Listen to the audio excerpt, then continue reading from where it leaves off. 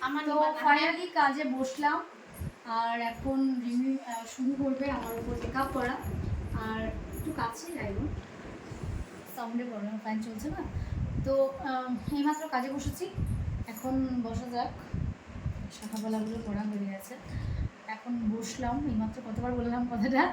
তারপর কাজটা শুরু হোক, কেমন লুক আসছে সেটা দেখা যাক, সেটা আপনাদেরকেও দেখাবো।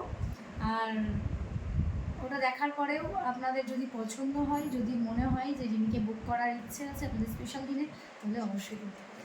এটা কিন্তু আমি প্রমোশন করছি না, মানে প্রমোট করছি না, ওরা আমাকে কোনো টাকা পয়সা দেয়নি প্রমোট করার জন্য, ও আমার বুনি, তাই বলে দিলাম আর কি, এই আর কি। তো পরে আবার পরের পার্টে আসছে, দেখুন কেমন লাগবে জানাবো। এটা অন করি।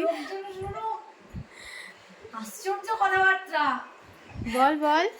আমি বলছি যে আমার বিয়েতে তুই আমার প্রোডাক্ট দিয়ে মেকআপটা করে নিস, এটা বলেছি যে আমার প্রোডাক্টগুলো দিয়ে তুই মেকআপটা করে নিস, কিন্তু যেগুলো এখান থেকে আমার প্রয়োজন সেই কটা তুই নিয়ে যাবি।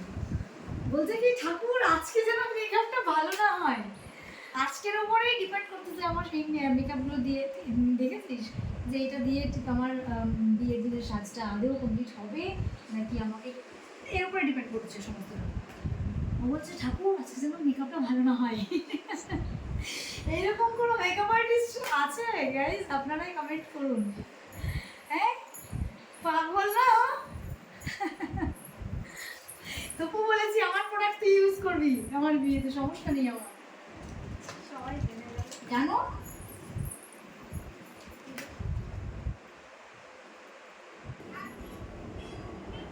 আমি করেছি।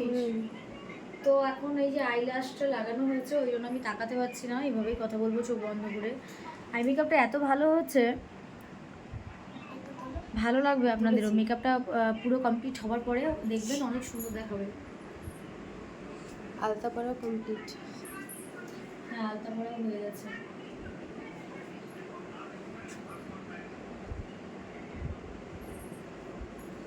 ওই তাকানোর জন্য অস্থির। না না তুই শুরু কর উনি। করছি।